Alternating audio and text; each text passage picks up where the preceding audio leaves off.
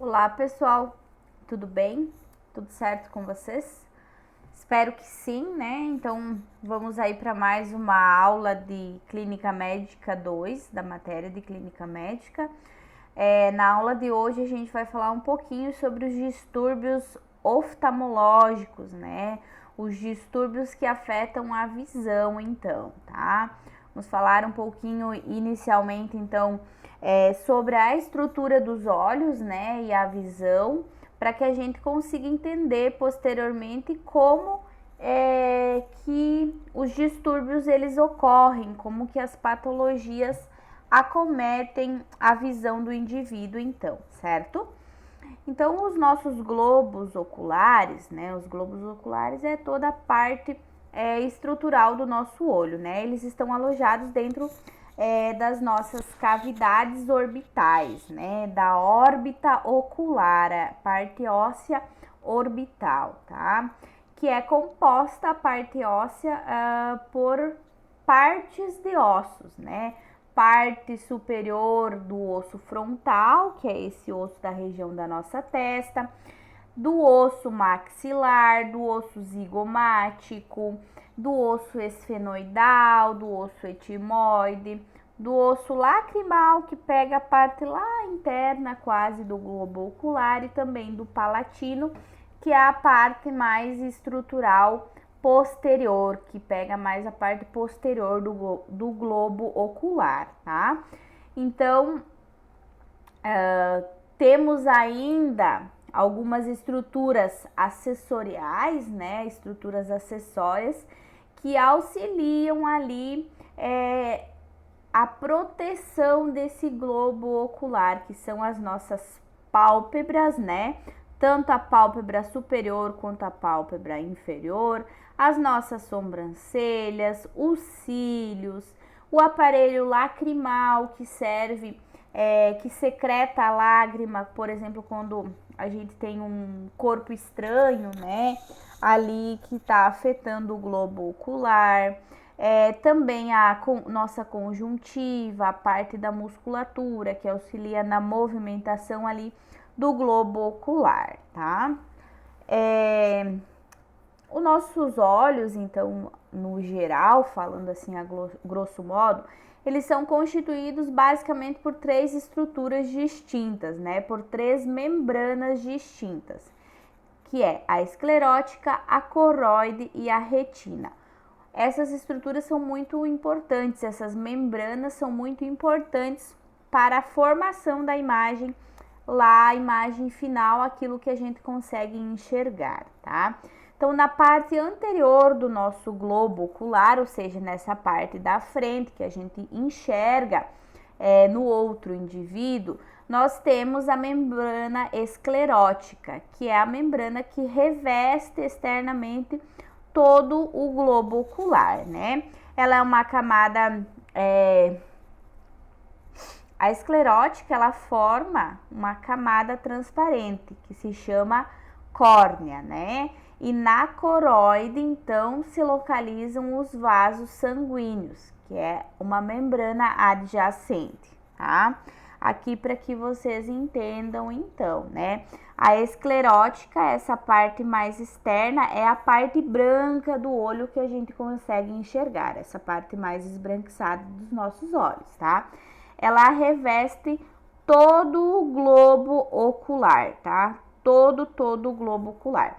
E aí, essa esclerótica aqui, que tá revestindo todo o globo ocular, quando ela chega na parte mais frontal do olho, que é a parte onde contém a pupila e a íris, ela se torna translúcida, transparente, né? Ela não fica esbranquiçada como ao redor do restante do olho, tá? Justamente porque ela precisa permitir a entrada da luz lá dentro do nosso olho. Então, a córnea na parte anterior, em cima da pupila e da íris, ela se chama de córnea, porque ela é transparente, né? Inclusive, é o que se faz transplante de córnea hoje é um dos transplantes que já vem sendo feito há algum tempo, que permitem muitas pessoas que têm problema de córnea melhorar a sua visão, muitas vezes retomar a sua visão, né? Então, falando da córnea, que vocês podem perceber ali onde ela está, a retina, então, também é uma membrana dos nossos olhos, é uma membrana mais interna e bem sensível, e ela é formada por um prolongamento do nervo óptico, tá?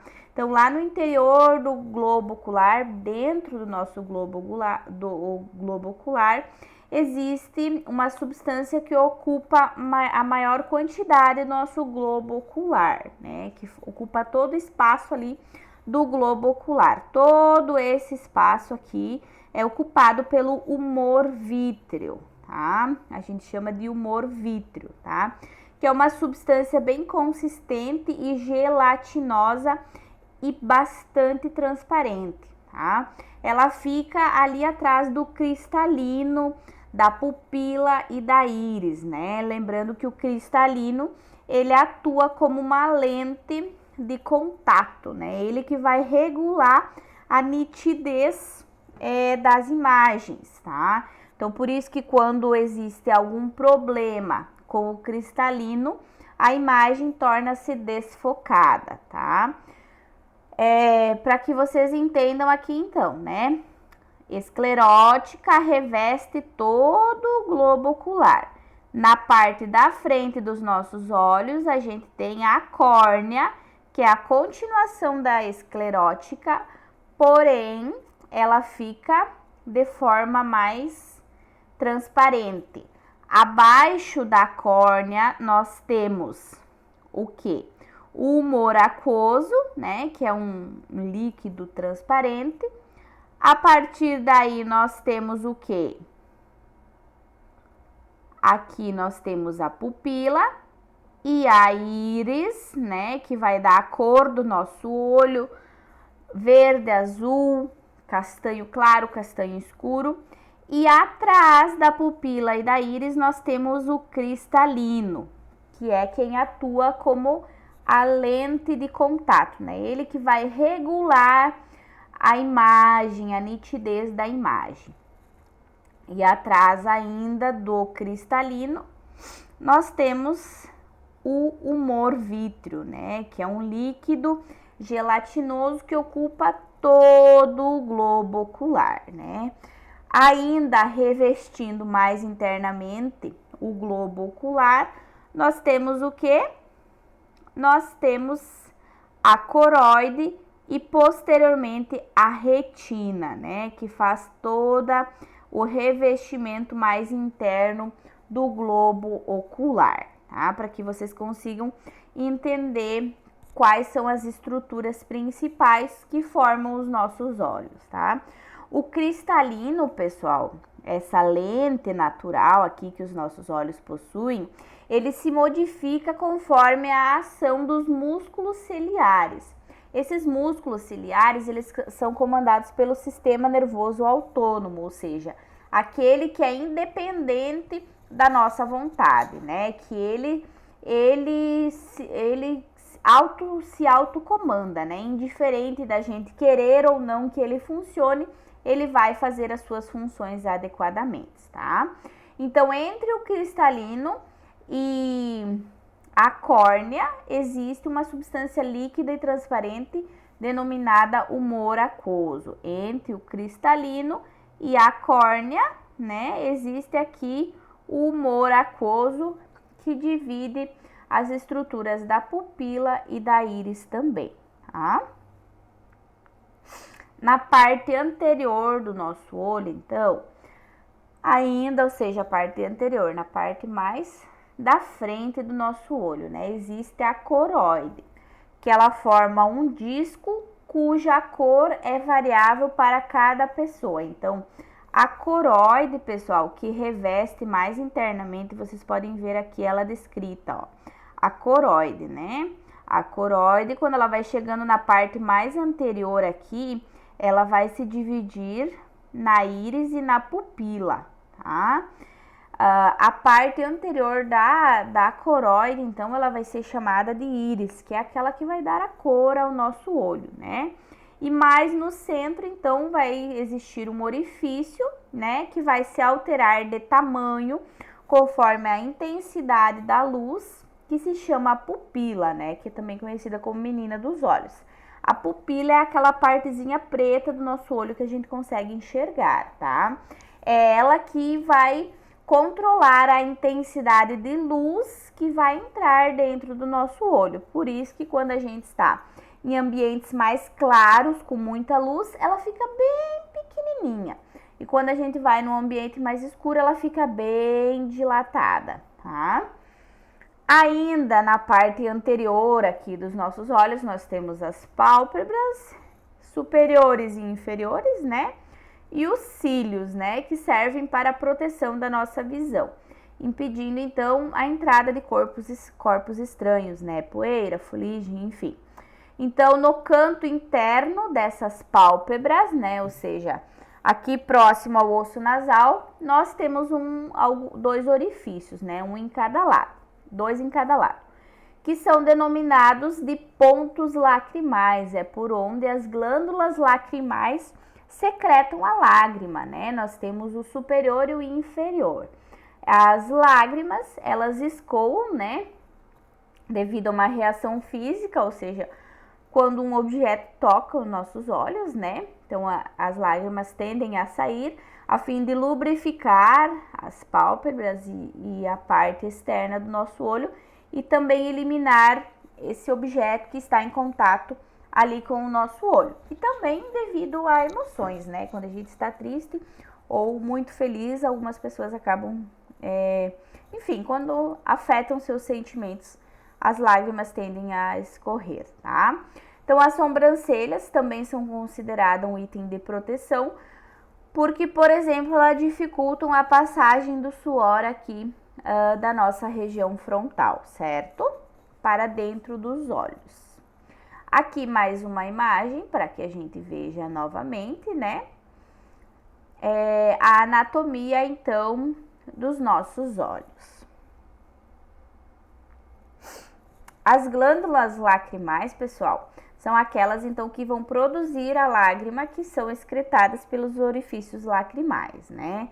Então, elas estão localizadas na borda superior externa de cada olho. E elas produzem a lágrima, né? Na parte superior, então, aqui na região das pálpebras, mais ou menos nessa região, na parte interna de cada olho, estão localizadas as glândulas lacrimais. As lágrimas, elas drenam dos olhos para o interior do nariz através dos canais nasolacrimais. Por isso que quando a gente chora, escorre pelos olhos e escorre pelo nariz também. A secreção aumenta bastante, né? Justamente pelo escoamento dessas lágrimas, tá? Então, cada um desses canais possui orifícios localizados nas bordas das pálpebras superiores e inferiores próximas ao nariz também. As lágrimas, elas vão manter a superfície do olho úmida e saudável, né? Além disso, as lágrimas, elas são ricas em anticorpos e ajudam a prevenir as infecções oculares, tá? As lágrimas, elas fazem uma função fundamental para a nossa visão de manter o nosso olho sempre lubrificado, né? Podem perceber em dias que a umidade está muito baixa, né? Ou que há um calor excessivo, como os nossos olhos ardem mais, né? Tendem a ficar mais ressecados. E isso irrita bastante a nossa esclerótica, né? A parte do nosso globo ocular, e também a gente sente bastante dor. Inclusive, é muito difícil quando o organismo, devido a alguma patologia, deixa de produzir a lágrima, né? Então, esse paciente é um paciente que vai ter que usar rotineiramente colírios para manter o globo ocular umidificado, para tentar diminuir um pouco essa irritação e essa dor que ele vai sentir, né?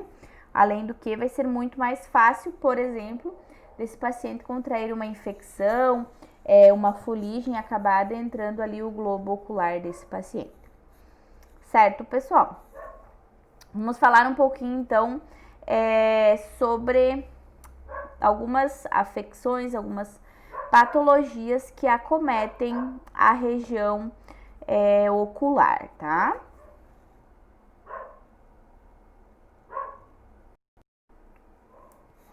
A conjuntivite é uma delas, né, pessoal?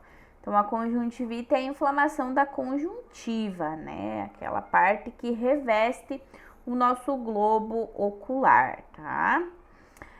Quais as possíveis causas de uma conjuntivite? Pode ser alérgica, né? Alérgica a poeira, a pelos, a substâncias irritantes, a pólen. Também pode ser devido a resfriado, sarampo, intensidade da luz muito forte, substâncias químicas, mofo e infecções bacterianas são as principais causas da conjuntivite. Então, os sintomas principais da conjuntivite são o que, pessoal? A conjuntiva vai ficar mais hiperemiada, mais avermelhada devido a uma congestão de sangue. Vai ficar as veias e artérias que irrigam o globo ocular vão ficar mais irritadas, mais dilatadas. Por isso que vai haver esse aspecto de vermelhidão ali na parte branca, na região da esclerótica do nosso olho, tá? Vai também haver uma secreção purulenta e mais espessa, algumas vezes esbranquiçada ou transparente. Edema nas pálpebras, né, devido à infecção. E também uma coceira ou uma ardência muito, muito intensa na região ocular, tá, pessoal? Só para lembrar que toda a parte do humor vítreo, ou seja, toda a parte interna, toda aquela parte gelatinosa que tem dentro do nosso olho, ela é irrigada por veias e artérias que passam aqui que inclusive passam pela passagem aqui do nervo óptico, tá, pessoal? E fazem a irrigação de toda a retina.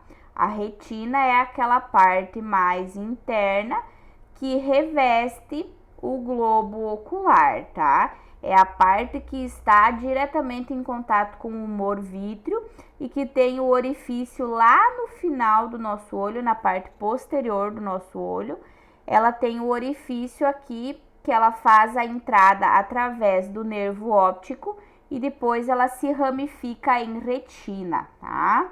Então, todas essas veias e artérias, elas tendem a ficar mais dilatadas, principalmente aqui na região frontal, também na região anterior aqui do nosso olho, nos casos de conjuntivite, tá? Por isso que a esclerótica, aquela parte mais branca aqui que aparece no nosso olho aqui nessa região, fica bastante hiperemiada, bastante avermelhada, tá?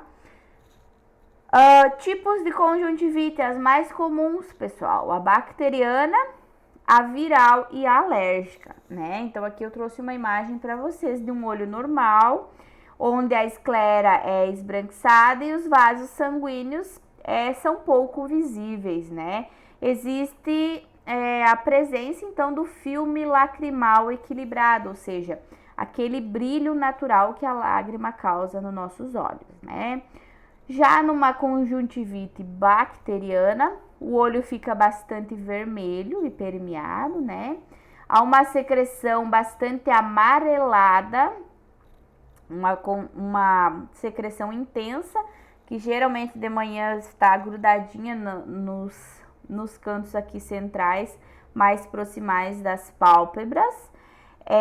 Ou algumas vezes ainda são mais amarelo esverdeadas, né, essa secreção, mas geralmente são amareladas ou amarelo esverdeadas.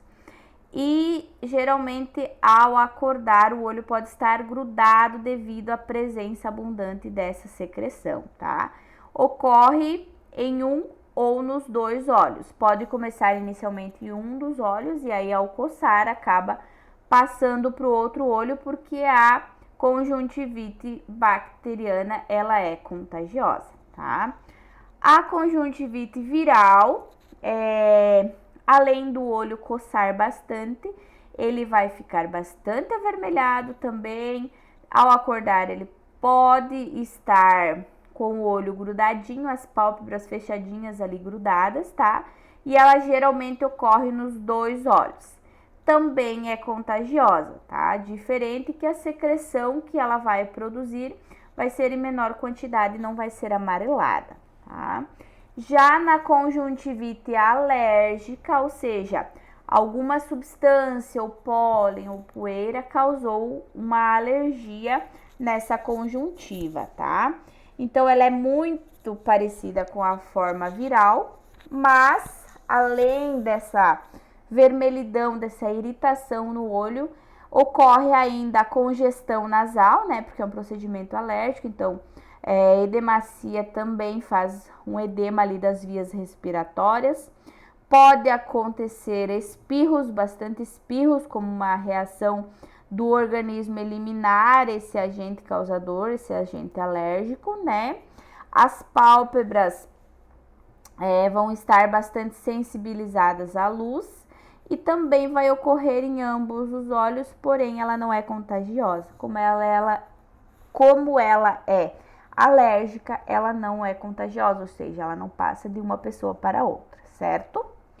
O tratamento da conjuntivite, principalmente a forma alérgica, uma das únicas formas de tratamento é lavagem dos olhos e das pálpebras com água corrente de forma abundantemente e uso de antialérgico.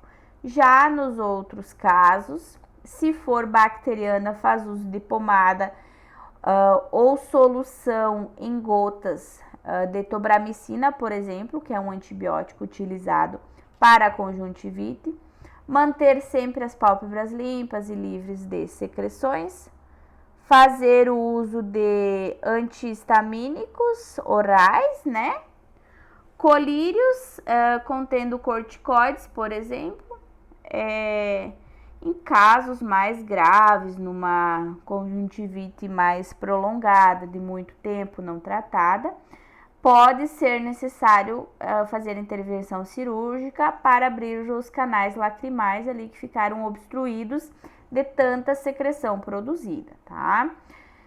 Muito importante vocês saberem também que a conjuntivite é bastante transmissível, né? Então, por isso que se tem alguém contaminado com conjuntivite, que esteja apresentando conjuntivite no ambiente, esse indivíduo ele precisa ficar isolado, né? Precisa geralmente 3 dias, é o prazo de contaminação da conjuntivite.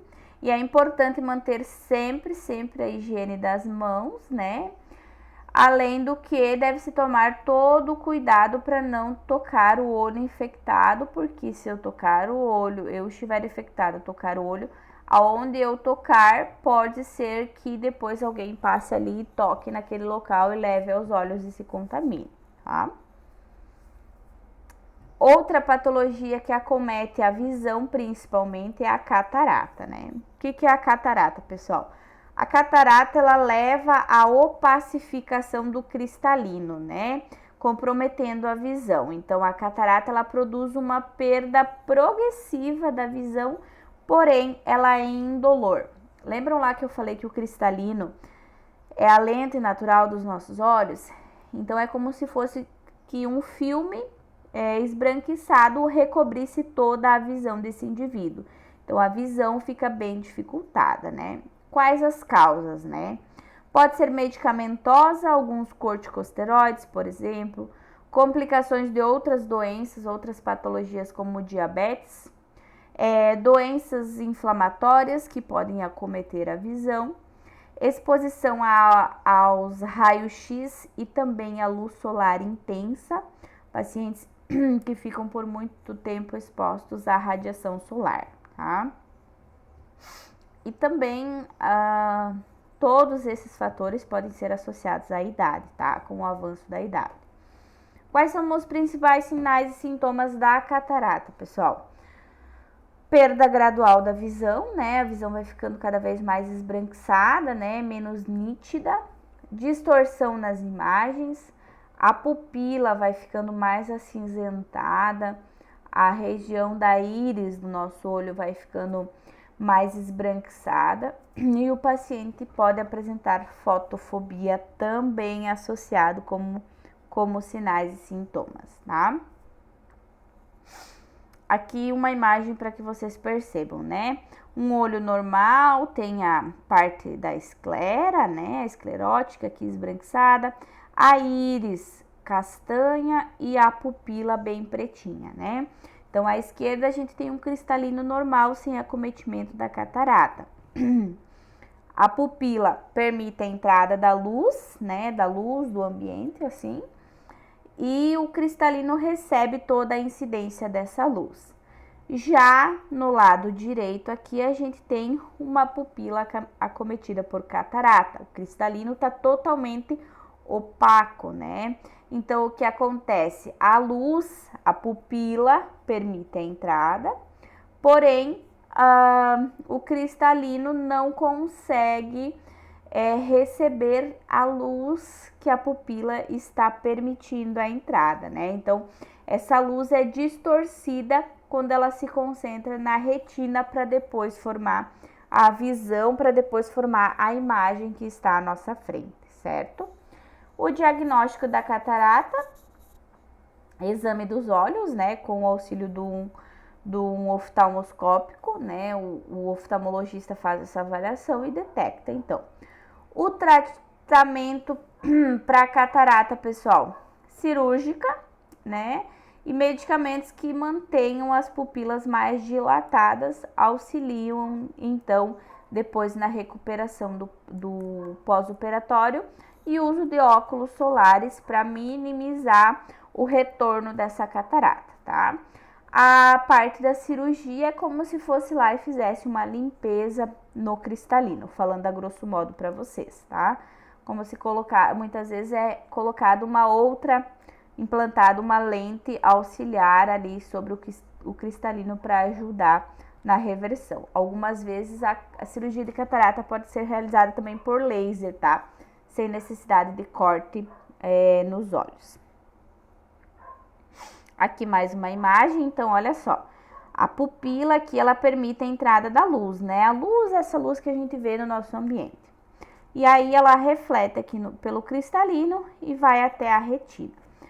Com o cristalino pacificado devido à catarata, essa luz vai incidir sobre o cristalino, mas ela não vai ser gerada em um único foco sobre a retina. Ela vai se espalhar aqui dentro do humor vítreo, não focalizando adequadamente sobre a retina, formando uma imagem mais distorcida e mais esbranquiçada, certo? Outra patologia que acomete a visão é o glaucoma. O glaucoma ele pode levar à cegueira de forma irreversível, pessoal. As causas do glaucoma geralmente estão associadas a aspecto hereditário, mas as causas realmente, o que causa o glaucoma ainda é desconhecido. Existem já algumas hipóteses, mas existem fatores de risco, né? Como, por exemplo, o diabetes é um fator de risco para o desenvolvimento do glaucoma, tá? Então, o glaucoma, ele é um distúrbio no qual a pressão lá dentro do globo ocular aumenta de forma demasiada, acabando por lesar o nervo óptico que a longo prazo vai causar a perda da visão, tá? Então, o humor aquoso que é produzido na câmara posterior do nosso olho, ele passa através da pupila para a câmara anterior, né? A seguir esse humor, esse líquido, né, esse humor aquoso que é produzido, ele vai ser drenado através dos canais de saída para esse líquido, né?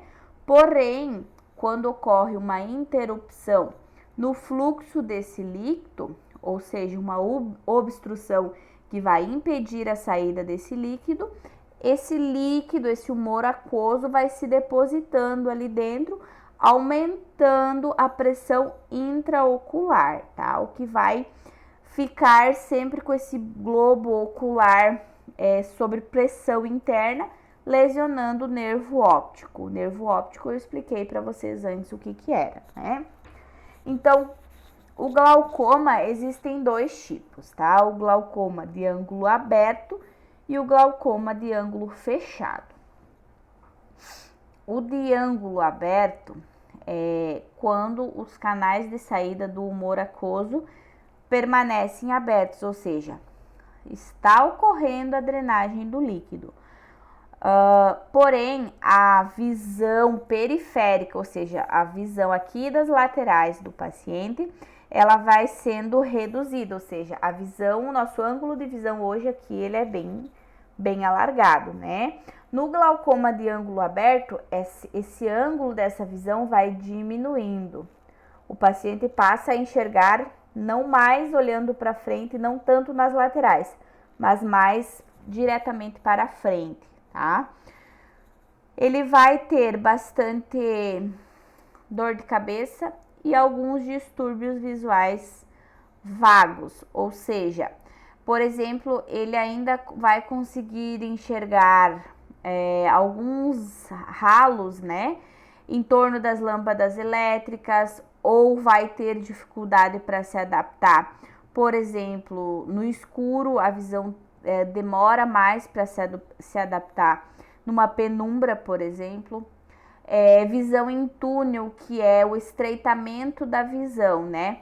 Como se fosse uma visão diminuída, não é uma visão ampla, é como se tivesse um túnel realmente aqui na frente do paciente e ele só enxergasse ali na frente. Então, para conseguir enxergar aqui do lado da minha mão, mesmo eu virando o olho, eu não vou conseguir enxergar, eu tenho que virar a minha cabeça, porque a minha visão está em túnel, tá?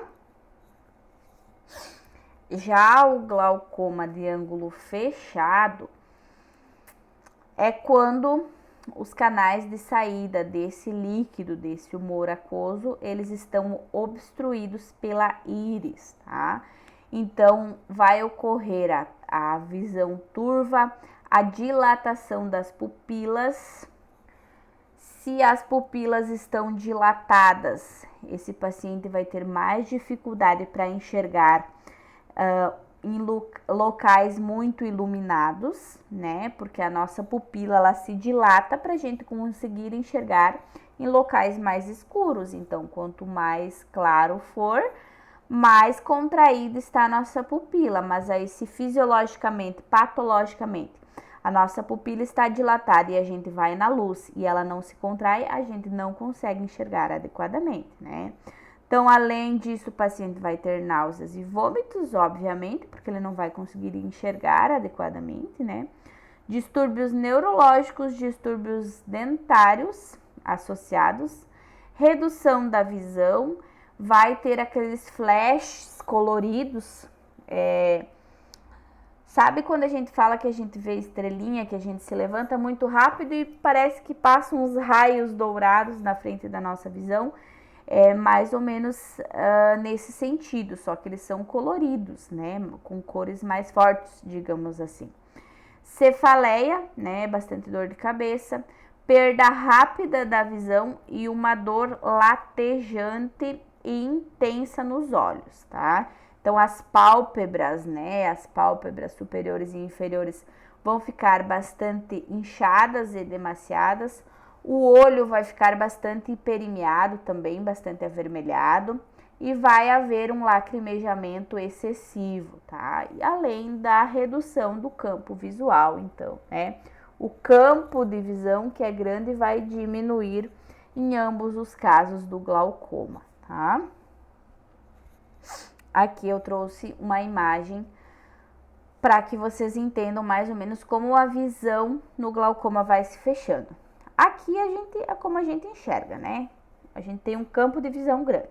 No glaucoma, a visão vai se fechando em túnel, pessoal. Tá vendo como nas partes mais externas a visão está mais escura? Até ela se fechar em túnel, né? O paciente acaba enxergando bem pouco e o pouco que ainda enxerga é bastante desfocado, não é nada nítido. Aqui uma imagem um pouquinho mais grotesca para que vocês entendam, né? Uma visão que vai fechando em círculo, certo?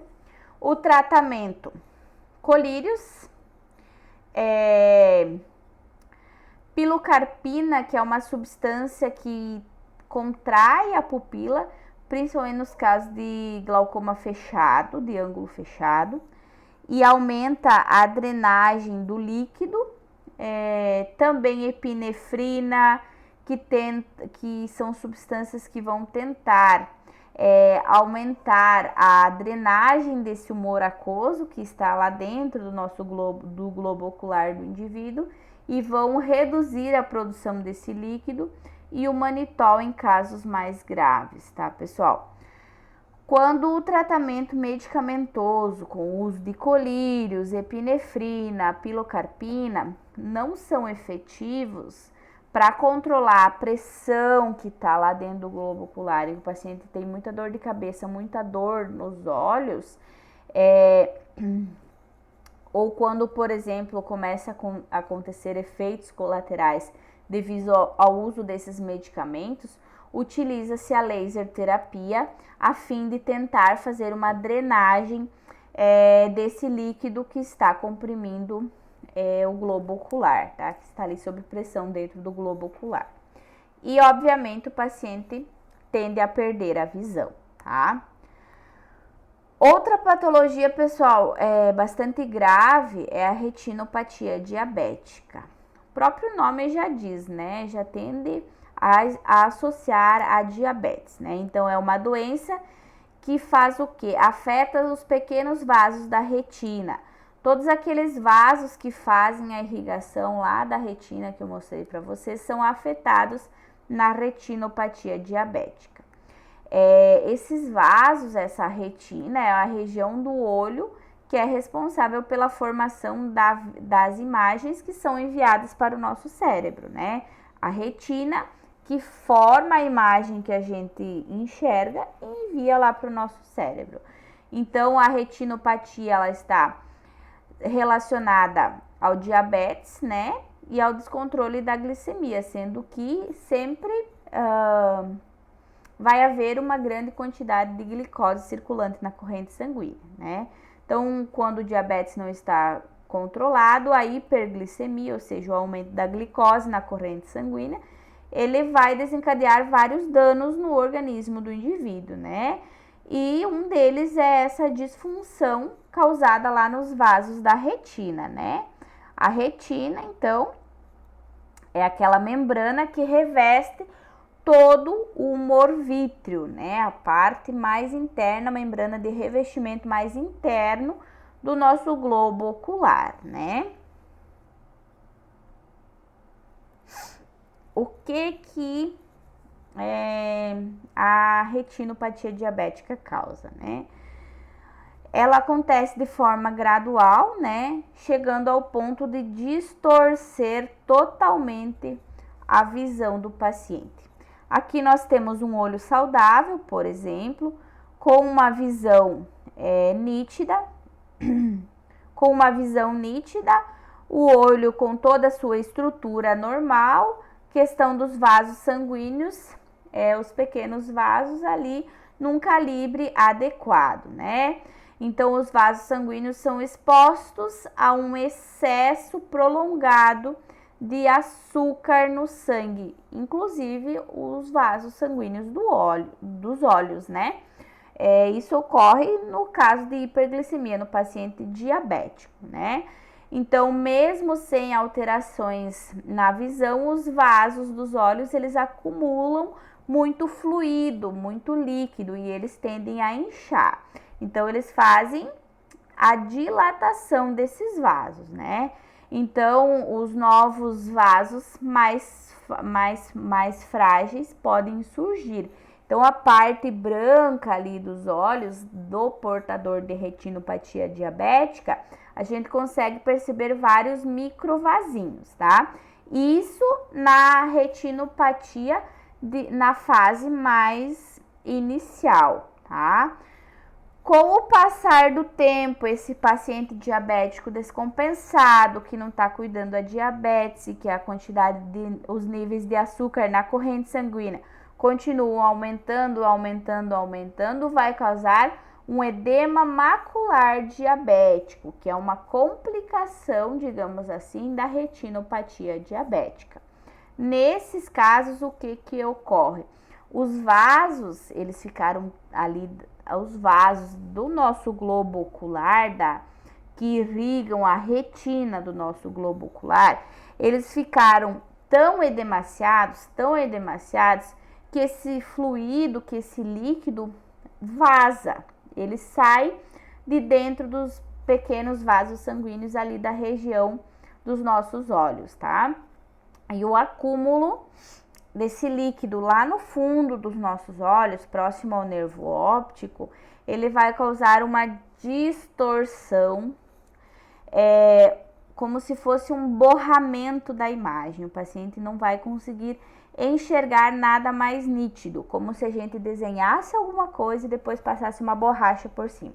Fica todo borrado, realmente, mais ou menos como apresenta a imagem ali para vocês, tá? E ele pode causar cegueira permanente, inclusive causar uma hemorragia intraocular, que aí sim vai desencadear uma cegueira permanente nesse paciente, certo, pessoal? Então, a retinopatia diabética, ela não tem cura, tá? E o tratamento vai depender do estágio da doença, né? Do estágio da doença. Se ela está numa fase proliferativa ou não proliferativa. A fase não proliferativa é aquela fase inicial, onde o paciente tá diabético e tá um pouco descompensado, mas aí consegue controlar. Então, a retinopatia diabética estabiliza ali. O que ele já perdeu de visão, ele perdeu, mas não vai acontecer de ele perder mais, tá? E da fase proliferativa, já é uma fase bem mais avançada, onde a perda da visão já foi constituída, tá? Em casos mais graves, pode ser necessário efetuar a vitrectomia, tá? Que é a retirada daquele sangue e do humor vítreo que ocupam o globo ocular. Lembram que a parte lá mais interna do nosso globo ocular é revestida por um líquido gelatinoso chamado de humor vítreo, né? Então, a parte que reveste essa gelatina é chamada de retina. Na retina existem os vasos sanguíneos, né? Que saem aqui do nervo óptico e vão para toda a retina e estão ao redor desse humor vítreo. Então, como os vasos ficam muito dilatados, eles tendem a se romper e ocorre sangramento, que vai aumentar a pressão dentro do globo ocular, causando uma lesão aqui no nervo óptico, vazando sangue e gordura nesse humor vítreo e o paciente passa a não enxergar mais, tá? Então, em casos mais graves, é feito uma remoção desse humor vítreo e também desse sangue que ficou acumulado ali dentro do globo ocular e é substituído por exemplo, solução fisiológica, por soro, tá? E aí, realmente, a cegueira não tem mais retorno, né? O paciente ficou cego. E ainda isso pode ocorrer em ambos os olhos, certo, pessoal? Então, a retinopatia diabética é bem grave. Ainda nós temos algumas patologias que ocorrem devido a erros de refração, como a miopia, por exemplo. A miopia é uma pessoa assim como eu que não enxerga à distância e aí precisa o quê? De óculos para enxergar. Porque se não tem o óculos, a visão para longe fica desse jeito aqui, totalmente embaçada e distorcida. A miopia geralmente é hereditária, ou seja, passa de pai para filhos, tá?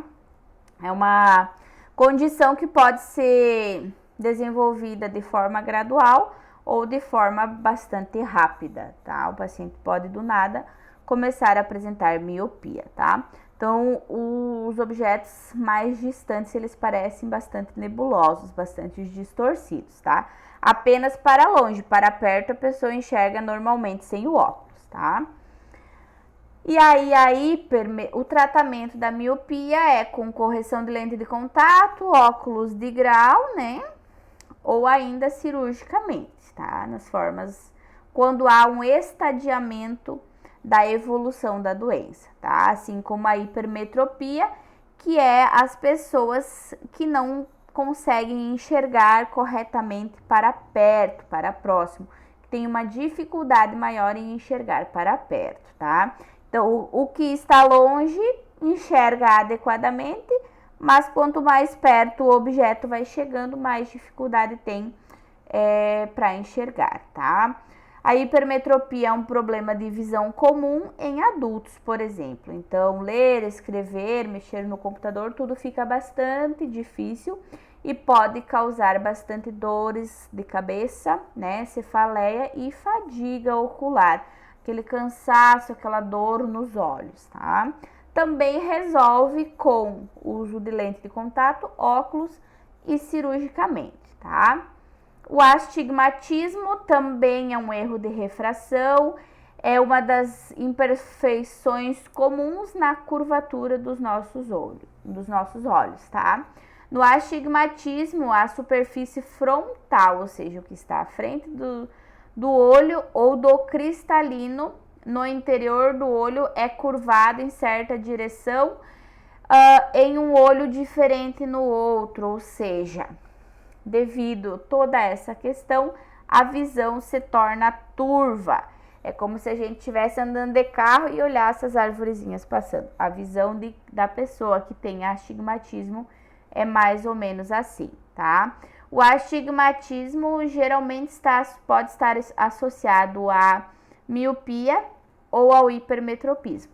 Eu, por exemplo, tenho miopia e astigmatismo no olho direito, apenas o astigmatismo, porque o astigmatismo pode acometer apenas um dos olhos, tá? Ele não precisa necessariamente ser em ambos os olhos. Correção, óculos de grau, lente de contato ou ainda cirurgia que pode ser realizada a laser, tá? E a presbiopia, que é uma condição ocular que geralmente está associada ao envelhecimento do olho, né? Também chamado de olho cansado, né? É caracterizada pela diminuição progressiva, então, da capacidade de focar nitidamente os objetos a curta distância, né?